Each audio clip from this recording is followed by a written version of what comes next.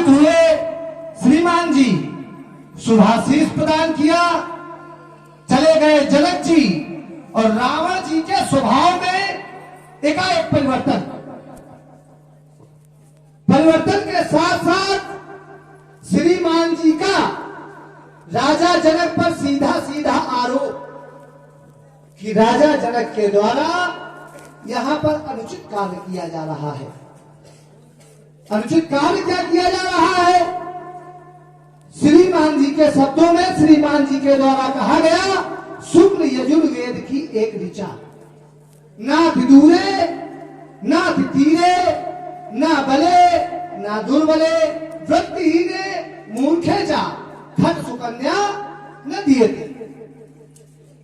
श्रीमान जी के दृष्टि में अनुचित कार्य यह है कि राजा जनक के द्वारा पुत्री का विवाह इस नियमावली के आधार पर नहीं किया जा रहा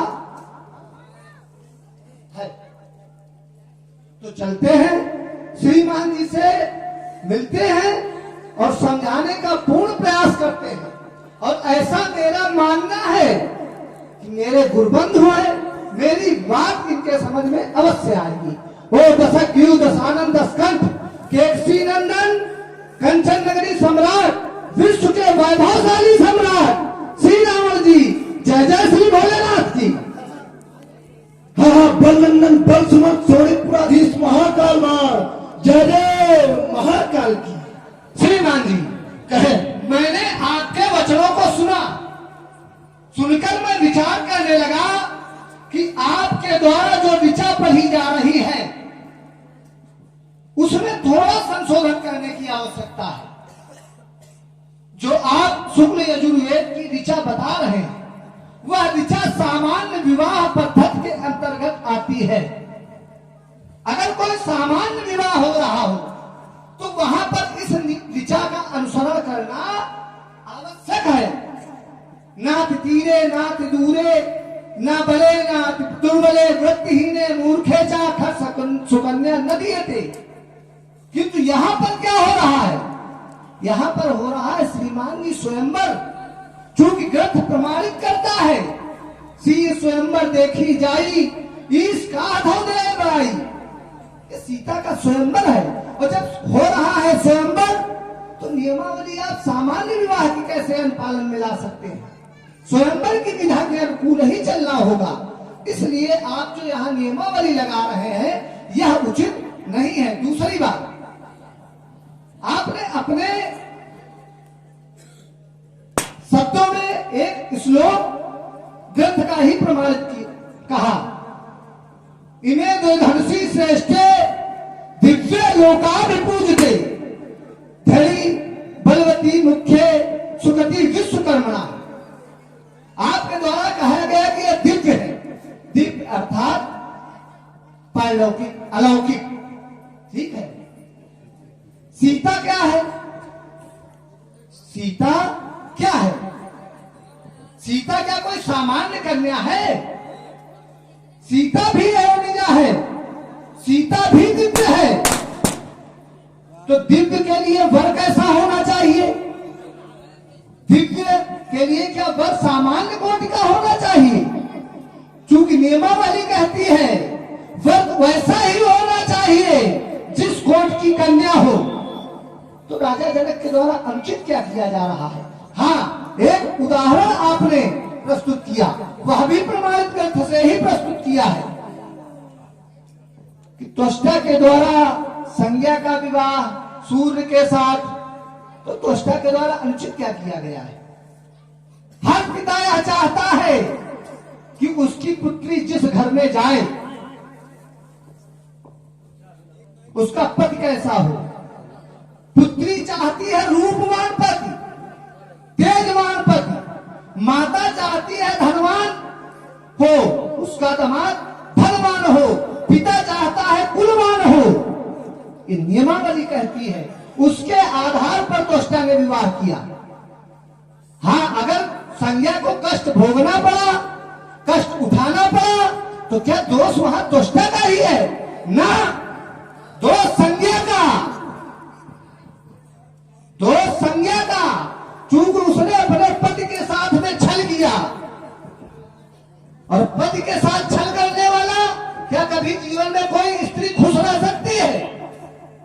नहीं, कदापि नहीं।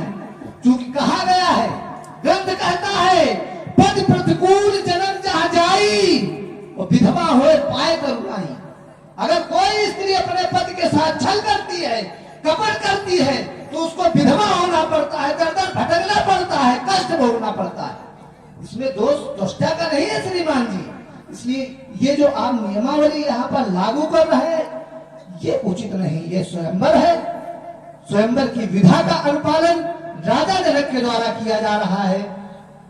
एक चीज और, पक्षी समझते हैं चमन बदला है, समझते हैं सितारे की गगन बदला है। कह रही है शमशान की खामोशी, है लाश तो वही, सिर्फ कफन बदला है। नहीं, जहां से आपने छोड़ा मैं वहीं से जोड़ रहा हूं। अवश्य नजर को बदलो तो नजारे बदल जाएंगे, सोच को बदलो तो सितारे बदल जाएंगे। कश्तियों को बदलने से कुछ नहीं होगा, दिशा से बदलो तो किनारे बदल जाएंगे। बताया गया कि धरती वही पुरानी, आकाश भी वही है, वही चांद सूरज, बदलाव कुछ नहीं है। बदले नहीं नजारे, सिर्फ नजरें बदल गई हैं। जहां से आपने छोड़ा था मैं वहीं से शुरू हो रहा हूं। आपने सीधा सीधा त्वष्टा के ऊपर आरोप लगाया, संज्ञा के ऊपर, कि संज्ञा का दोष नहीं है। पाणिग्यन संस्कार पिता करे, और यदि कष्ट पुत्री को भोगना पड़े तो उसमें पुत्री का क्या दोष। वहां स्वयंवर त्वष्टा ने किया था। बोले सबसे तेजवान कौन? बोले सूर्य। तो ये तो पिता ने ही चयन किया था। हां, हर एक पिता चाहता है कि मेरी पुत्री खुश रहे। अरे मेरा दामाद हमसे 21 हो कि विश्व से परे हो, जितनी हमारी सामर्थ्य है उससे ज्यादा हो, अच्छे से रहे। कि कोई एक ये भी विधा है कि वो विश्व पूजनीय हो, विश्व वंदनीय हो, नहीं। और दूसरी बात आपने कहा कि सामान्य और असामान्य, हमारे ये समझ में नहीं आ रहा है कि क्या सामान्य है और क्या असामान्य है। क्या सामान्य है, क्या असामान्य है, असामान्य कौन है? तुमने कहा कि सीता अलौकिक है, अजगर भी अलौकिक है, इसका जो पति होगा वो भी अलौकिक। तो ये अलौकिक कौन है? दूसरी बात, यदि अगर ये सब अलौकिक है तो ये सब आडंबर लौकिक जगत में क्यों? सीता अलौकिक, अजगर अलौकिक, जो इसे तोड़ेगा वो भी अलौकिक। तो ये ऋचा लौकिक जगत में क्यों? और सामान्य असामान्य, पहले तो रावण के लिए सभी ही सामान्य है, कोई भी सामान्य नहीं। असामान्य कौन है? सीता सामान्य है। जहां आप दूसरी बात संज्ञा को दोष दे रहे हो कि जो पत्नी अपने पति के विपरीत चलेगी वो विधवा होगी। मैं शास्त्र सम्मत बात को स्वीकार करता हूं, हृदय से बताना ईमानदारी से, क्या वहां संज्ञा ने पति के साथ छल किया था? किसी के प्राणों पर आघात पहुंचे, उससे तेज नहीं सहन हो रहा था सूर्य का, तब भी उसने अपने पति की सेवा के लिए अपनी छाया को छोड़ा। इसमें क्या छल किया उसने?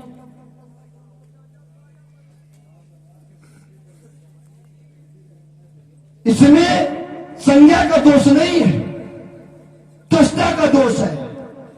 स्वयंवर त्वष्टा ने किया और आपने कहा कि ये सामान्य विवाह की नियमावली पढ़ रहे हो, तो सामान्य असामान्य सब एक है। ये स्वयंवर है। क्या स्वयंवर में विवाह नहीं है? क्या स्वयंवर में विवाह नहीं होगा? स्वयंवर के बाद वर और कन्या का विवाह ही होगा। तो ये विवाह की मैंने ऋचा पढ़ी है, क्योंकि राजा जनक के द्वारा अनुचित कृत्य हो रहा है, इस नियमावली का उल्लंघन हो रहा है, उनको स्वीकार करना पड़ेगा। श्रीमान जी, आपने प्रारंभिक बिंदु में कहा कि त्वष्टा द्वारा संज्ञा का स्वयंवर किया गया, इसमें संशोधन करने की आवश्यकता है। त्वष्टा के द्वारा विवाह किया गया था और ब्रह्म विवाह किया गया था।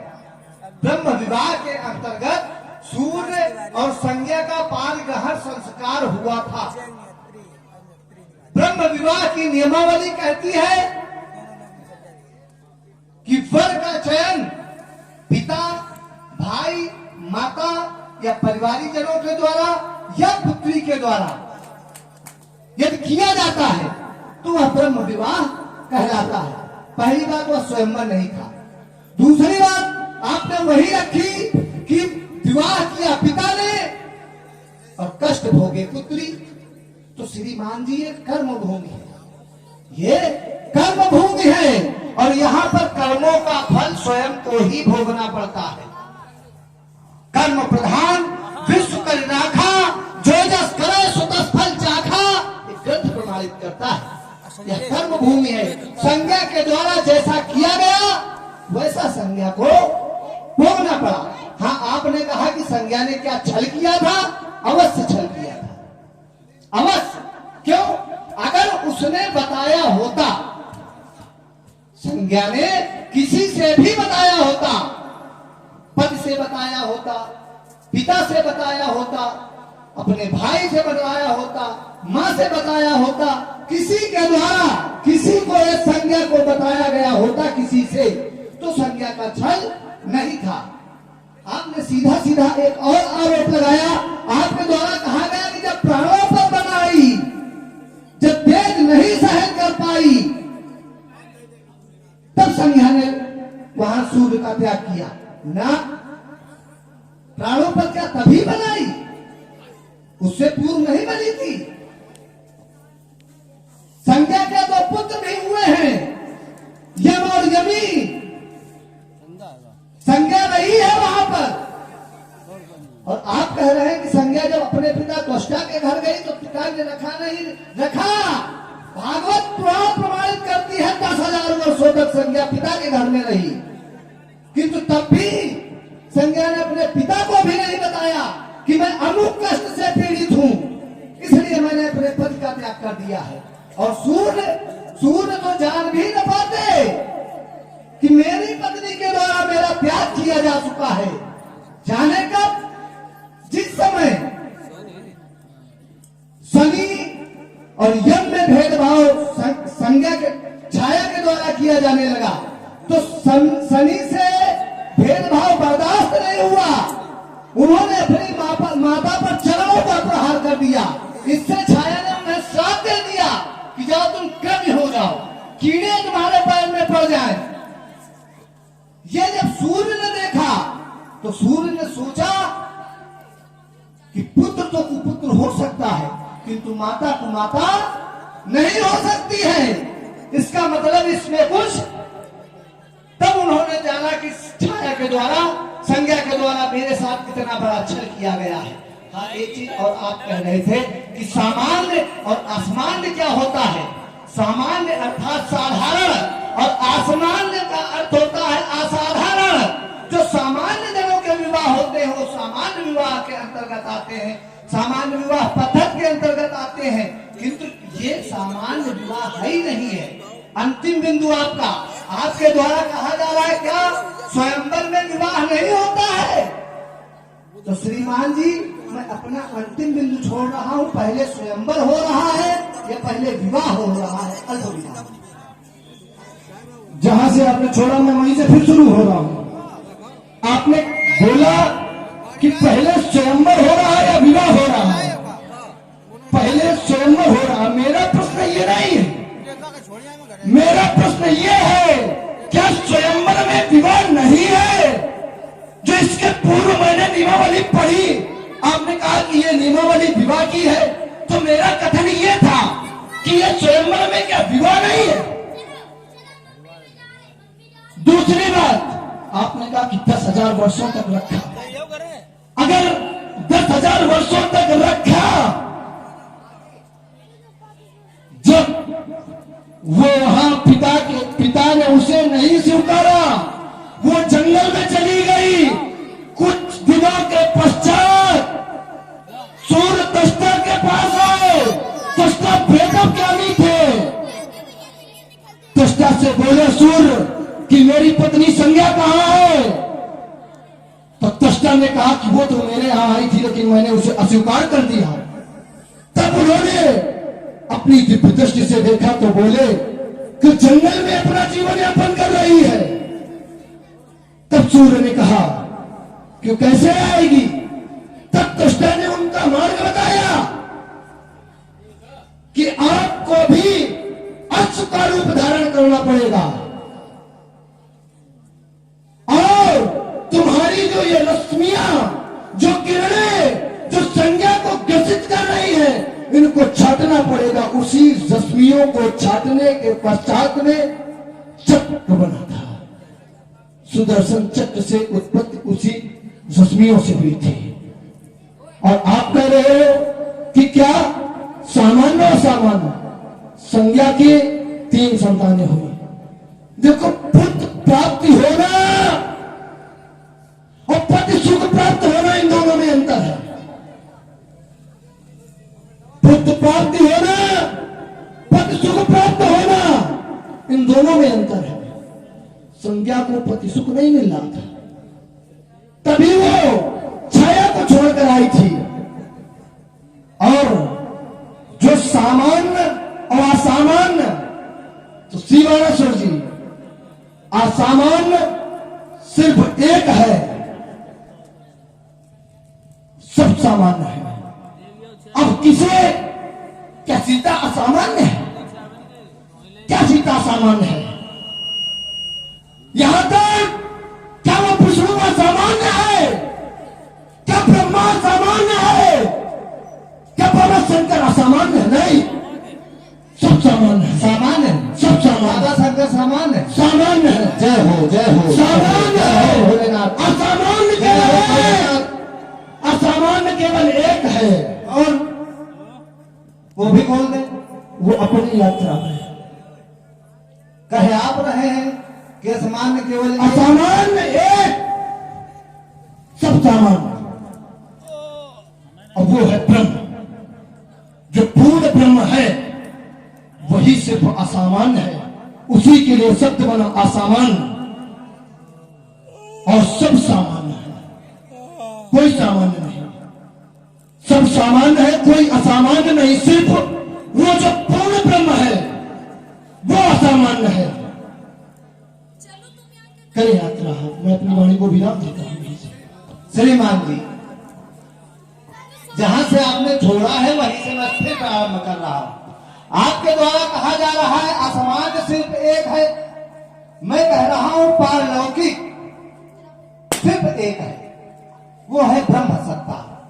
लौकिक सभी हैं और अलौकिक 3 शक्तियां हैं, ब्रह्मा, विष्णु और महेश। ब्रह्मा लौकिक, देखिए यही निर्णय, हाँ, लौकिक अलौकिक की बात है।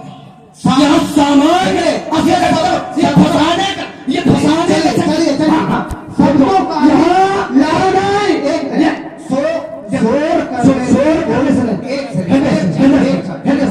हमारी हम बहुत ध्यान से आपकी सुन रहे हैं। हमें नहीं सुन रहे, यही बात को सिद्ध कर रहा हूँ, मैं भी सिद्ध कर रहा हूँ। सामान्य अर्थात लौकिक, नहीं, ये तो फसाने का तुम्हारा कहने का नहीं। नहीं, सामान। सामान्य अर्थात सामान्य आप किसे कहेंगे? मैं छोड़ रहा हूँ। सभी सामान है। किसको? सभी में कौन? सभी में कौन? देखो, सभी में कौन? देखो मैं स्पष्ट बताएं क्या बोल रहे हैं? मैंने कहा सामान्य अर्थात एक शब्द मैं स्पष्ट कर रहा हूँ। लोग सामान्य स्पष्ट कौन? कर रहा हूँ। मैंने कहा कि सामान्य सभी। कौन? वही तो मैं भी पूछ रहा हूँ, सभी में कौन? असामान्य सिर्फ एक, और वो असामान्य कौन ये पूछो। असमान एक आप स्पष्ट कर चुके हैं, ब्रह्म। हाँ, और ब्रह्म के अलावा जो मैं भी कह रहा हूँ सामान्य कौन? मेरा बिंदु इस जगह पर है। सामान्य कौन? अगर आप मेरे बिंदु को नहीं मान रहे, मैं कह रहा हूँ सामान्य अर्थात लौकिक, आप उसे स्वीकार कर रहे हैं। सामान्य में कह रहे हैं सब, तो सामान्य में सब कौन? यहाँ आप या तो समझने का प्रयास नहीं कर रहे मैं हो। खुद समझ रहा देखो हूँ। तुम फंदा बना रहे हो। मैंने सामान्य और असामान्य की केवल दो टिप्पणियां बोले। सामान्य कौन? मैंने कहा सामान्य सभी। असामान्य कौन? असामान्य सिर्फ एक है, वो ब्रह्म। और तुमने कहा था ये असामान्य विवाह हो रहा है। अच्छा तो फिर ब्रह्मा विष्णु महेश इनको आप सामान्य स्वीकार कर रहे हैं। हाँ। सही दिया। सामान्य।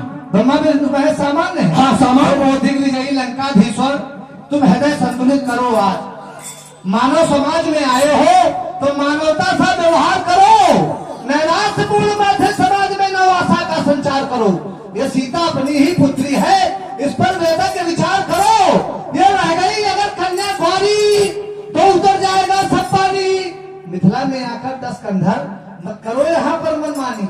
होने दो पुत्री का विवाह, मंडप मणिमय सजने दो। वो लंकेश मत करो बाधा, भावरे सिया की पढ़ने दो। सीता के संकुचित अनुमानों पर ओ लंका धिराज मत करोगे। तुम हृदय संतुलित करो आज, तुम हृदय संतुलित करो आज। मैं मिथिला में आया और मेरा विरोध था कि मेरे रहते इस अजगर को खंडन नहीं होगा। टूटे का चापे पड़ा मिथिला में दोस्त बड़े कार्यक्रम में मचेगा। ये तटे का धरा सन्ना नचेगा मराठा बाल आ जाएगा। जो चंडी में कपड़ सजनी है उसमें भाट तत्वंश का भाप फूट जाएगा। एक खट के विचल घास मेरी तो सारी शक्ति का दीवारा फूट जाएगा।